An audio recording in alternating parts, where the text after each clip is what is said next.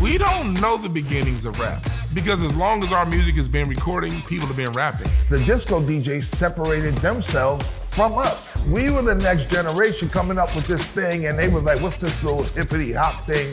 The first time I heard somebody spit a 16 over a breakbeat was probably Melly Mel. The Melly Mel sound that you hear today, I got that sound from Hollywood.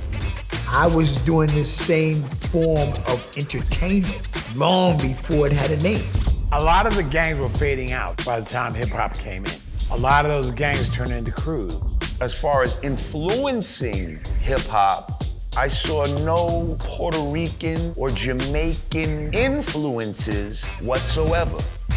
I started breakdancing in the 70s. When rap and hip hop was all black, it was negative. Now that it became a big phenomenon and corporately acceptable, now there's this need to take foundational black Americans out of the creation of it and give it away to other people. And it's important for us to set the record straight.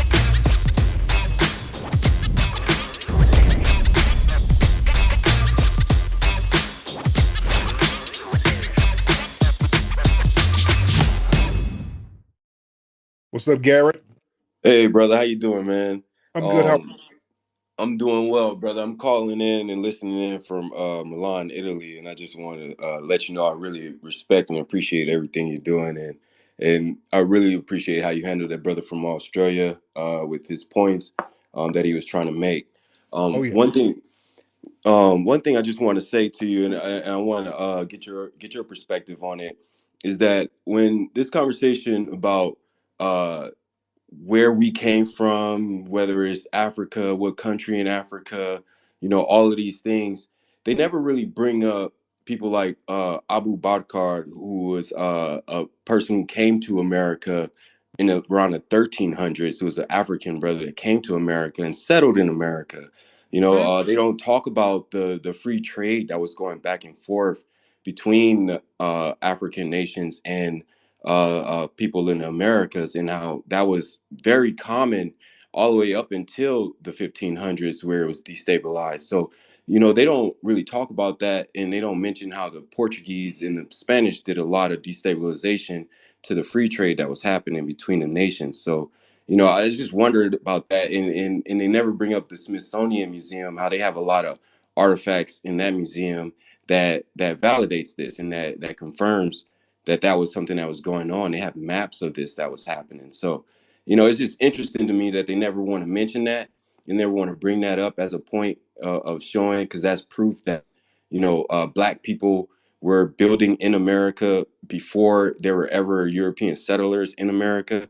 And just to the Australians' point too, they never mentioned with Australia, just like with Israel in America, how there were they were and are settler projects. They are by white supremacists, and that's their way of trying to control and having a global chokehold on the rest of the world. So I just wanted to mention that to you, and I wanted to get your perspective on that, how they don't bring up the facts of what happened in history and get it straight. I just wanted to mention that, brother. And I'm calling it as a foundational Black American. My family, as far back as I could trace it, my family been in America since 1828, but even before then. But that's the furthest back we can go with the census. And what you doing out there in Italy, by the way? Oh, but brother, I'd help with immigration reform here, and then I'm also helping with establishing a pipeline for Black Americans that want to, have a better future for their children with a better education system, and having more control over their quality of life in their education of their children, and not really want to be subjected to being hunted and persecuted as a Black man in America. But I still do things in New York State. I'm a lobbyist for criminal justice reform in New York. We're trying to liberate brothers and sisters that's been trapped in correctional facilities based on the Rockefeller drug laws and results of state versions of the '94 federal crime bill. So, just doing the work globally, because I am a Pan-Africanist in my heart, but I know my lineage as a foundational Black American. So I try to do the work wherever I am, because it is wherever you are. Yes, my brother, man. I appreciate you, man. You're doing good stuff out there, brother. Yes, sir.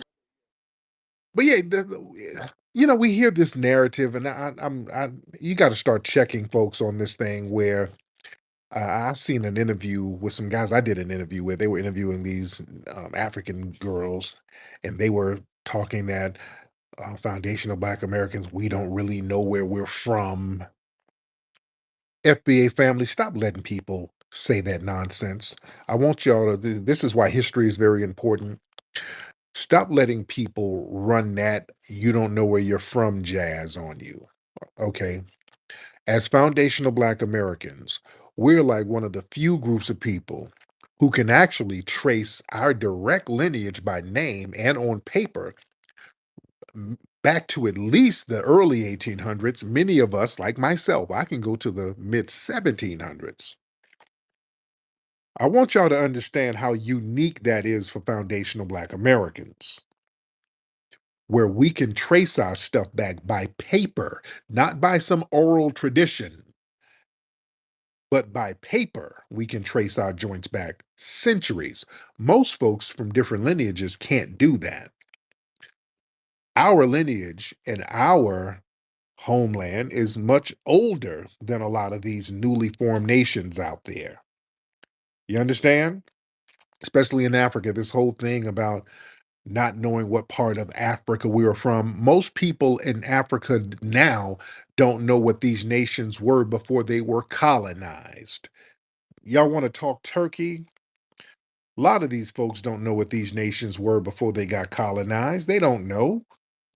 That's why you got musty tethers like Big GT down there up in Britain. They get the hell out of there. They don't know nothing about the history of their homeland that they failed.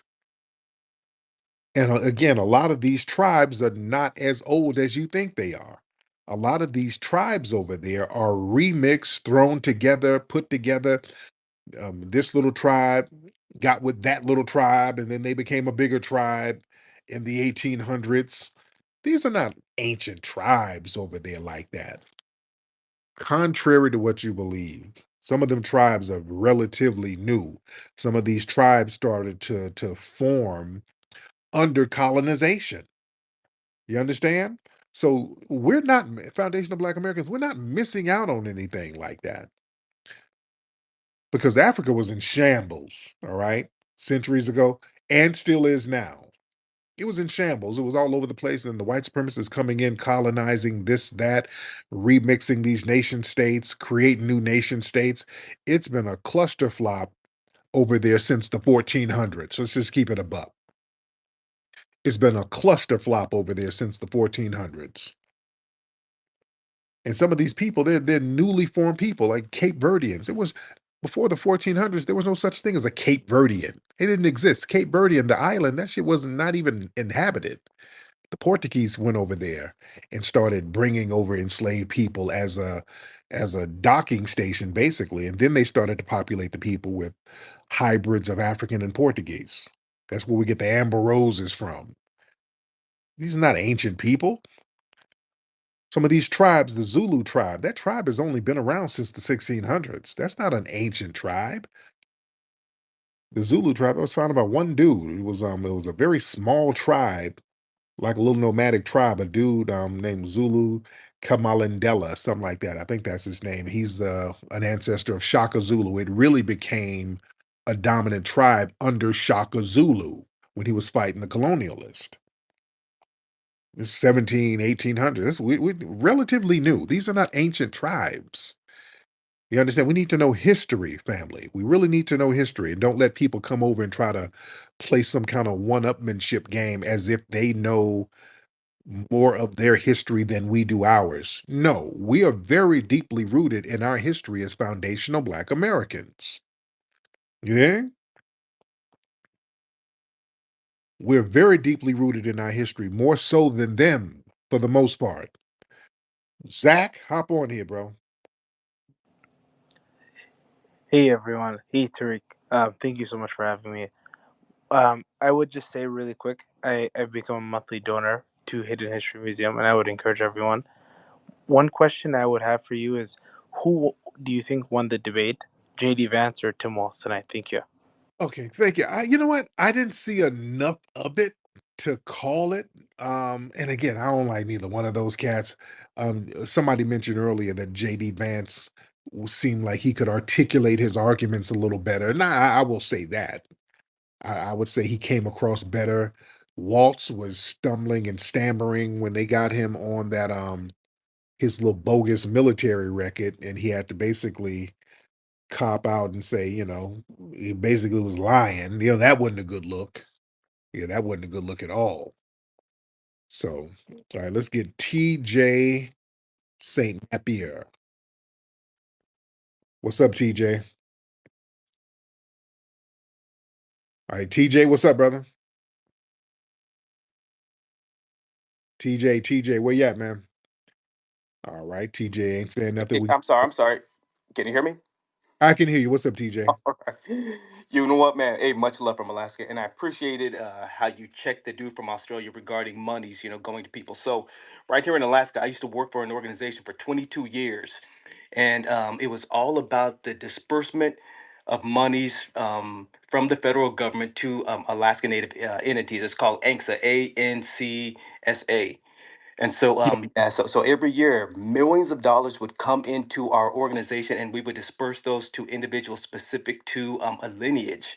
So again, these things exist; they are ongoing, and they happen with perpetuity. So from the time that Alaska became a state, actually, I want to say it began in 1971. So from 1971 up until who knows how long, these monies are going to continue to come to Alaska Native individuals. And so by him saying that there is no entity and it doesn't exist, regarding fundings for a specific group of people. Oh, it happens all the time amongst traditional and indigenous peoples. So again, mad props to you for checking that, brother.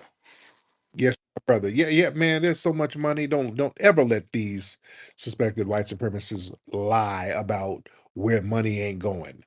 Boy, you got every other group except us. They get money from our tax dollars, man. Damn near every other group. There's so much money floating around, man. All right, speaking of Tether, Big GT, let me have you on. Okay, let me let you know off the bat, your goofy ass trolling, that ain't gonna be tolerated. A bunch of profanity.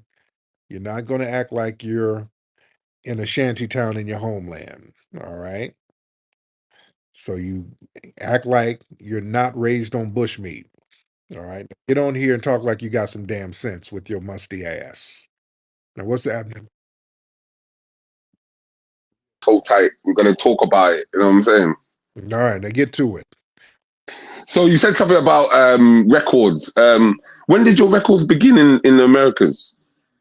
In the Who was go on? The Who was documenting those records? The Spanish were documenting.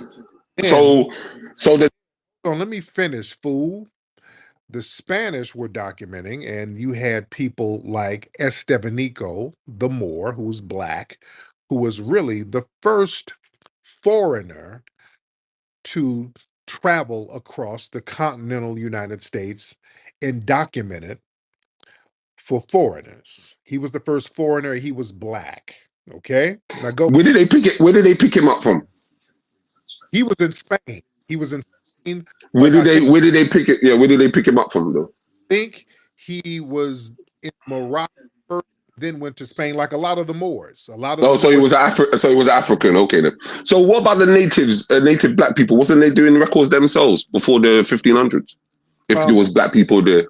Yeah, there were a lot of black people here, but they got colonized. A lot of their lands and homes got destroyed, and they got remixed, and they got reclassified. So a lot of So where's those records predating the Europeans? Hold on. Well, luckily, they carved their records in stone. So you have things like the Olmecs, you have other artifacts that black people left here that they could find later, which they did. Okay. We're talking about North America, though. We're talking about North America. We don't talk about Mexico. We're talking about North America. And the Olmec story, Dr. Sotomayor, he said he wasn't really making that kind of analogy that black people are already in Americas, really. He said that himself about his work. So I don't know where you're going with that. But yeah, But we have eyes. We can see those big giant ass stone statues of black people. Okay. We have eyes and we can see. Okay. I have eyes also, and I can see as well, bro. And then also this nation that you said you have. What nation is this, bro? Because the Constitution of America it says that it was built for white people, by white people, for white people. And So I then just want to know this nation. If okay. it's the new African Republic, then you can say, yeah, we're working towards a nation, but you're not working like you want to be part of the American Empire. So that's a white man's nation, no? Well, if it's the white man's nation, how come we're here and we're doing our thing? Because was obviously you descend from those enslaved Africans that came from Africa that had the lineage longer and greater than America. So If it's the white man's nation, how come it's black people over here and we're doing our thing? because like I said, you descend from enslaved Africans that had a lineage that extends further than the creation of America. So yeah, that's why you're there Right. doing your thing. So shout out to those. We had an ethnogenesis. We had an ethnogenesis and we became a new nation, just like Native American. No, shout out to those Africans. Just like Native American tribes, they're in the United States, but they're their own nation. They're their own tribe. So we're No, all they were a nation before the white man turned up. Yeah. no, they were a tribe. They became quote unquote nations later, but they were tribes. They were different tribes, and they came together and formed nations within a nation. They were not nations. No, there was a nation before the white man turned. No, you had nomadic tribes, and when the white No, man they were a nation before the white man turned up. Come on, let's be honest. No, sir. There was not a Creek nation before the white supremacists. There were no Seminole nations before the white supremacists. Okay?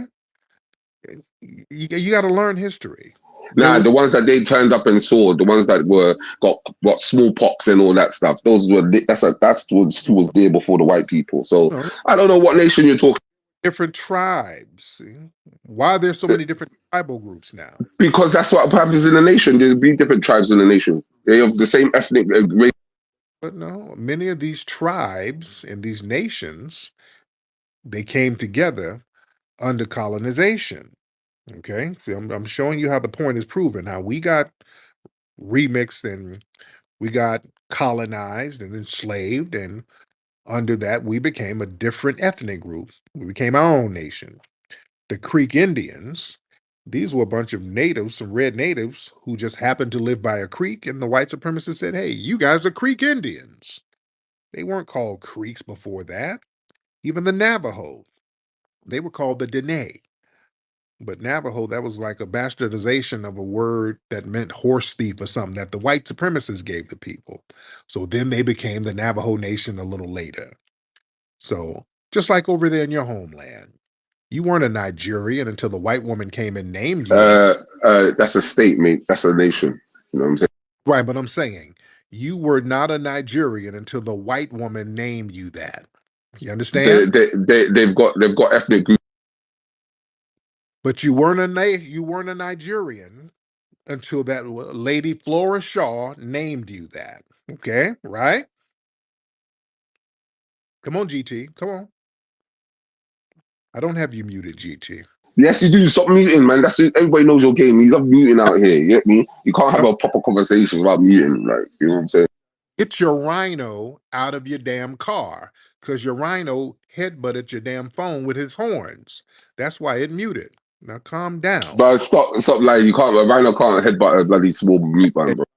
Said GT, aka Goofy Tether, you were named Nigerian by a white woman. You see how I wasn't named no Nigerian by no white woman. That's what I'm trying to say. That's a nation. That is a nation. That's a nation. There's other nations within that nation. You have ethnic groupings. Like, that's how I'm trying to explain. Your nation was named by a white woman, right? Right? Come on, GT. GT, where you at, bro? Get your rhino away. You can't keep on muting, Tariq. Like, don't act like I don't know how spaces work. Like, come on, bro. Like, just stop muting and get the answer. Yes, a white man might coin the name Nigeria, but the nation, the people when they were there way before then. Not really, because they are nomadic. Yes. They were No, the Yoruba were there. The Yoruba were there. The Hausas were there.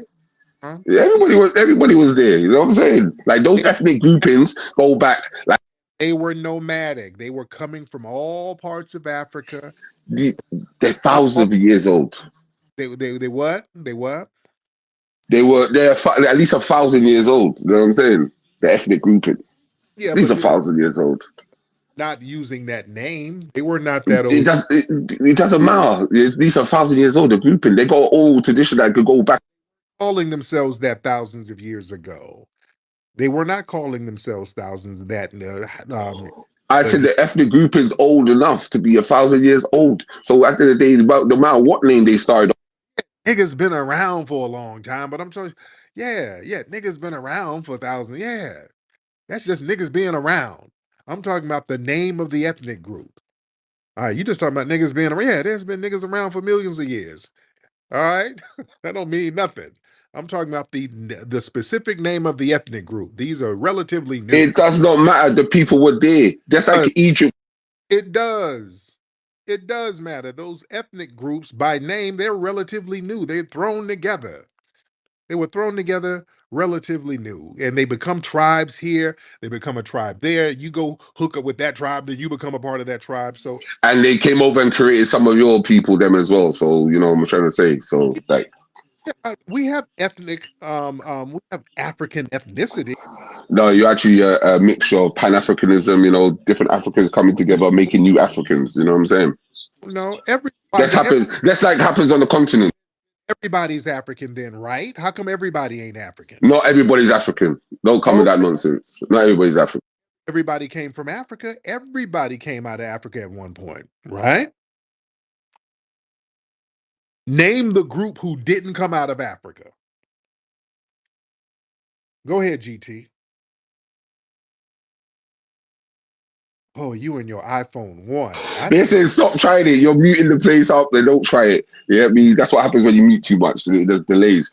Not everybody's African. We're not going back and fighting dinosaurs in Pangaea, my guy. You know what I'm saying? Don't come with that nonsense. Like you can't play that game with me, bro. Not everybody's African. I gotta mute you because you keep that Joloff babbling.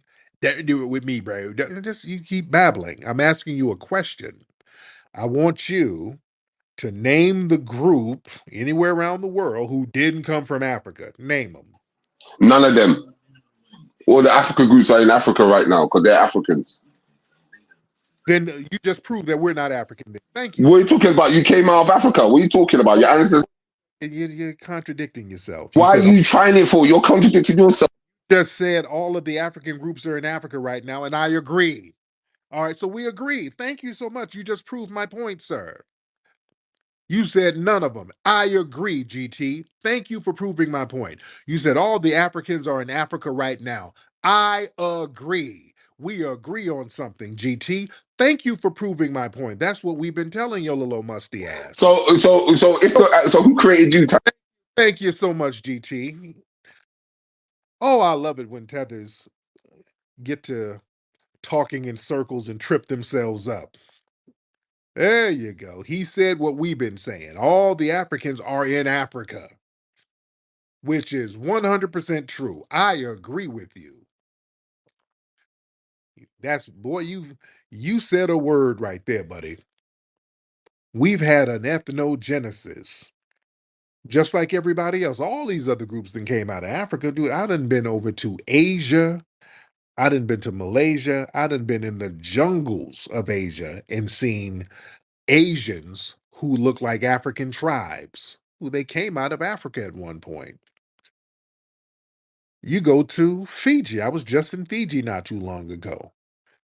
There are black people with big afros who will tell you their ancestry comes from Africa, but they're Fijians. They had an ethnogenesis. Yeah, that's how ethnogenesis works, sir. We have African lineage, but we're not generic Africans. We have a different culture. We have a different spiritual ethnogenesis. We have a different lineage now, facial structure, the whole nine. We're a whole new ethnic group. We're foundational Black Americans, sir. And that's what it is. And boy, this desire to tether on to us that's something that really has to be studied. That has to be studied. Road work, feel that natural flow. Road work, stay fresh wherever you go. Road work, I like the way it feels. Road work, the magic is so real. Road work, you need it for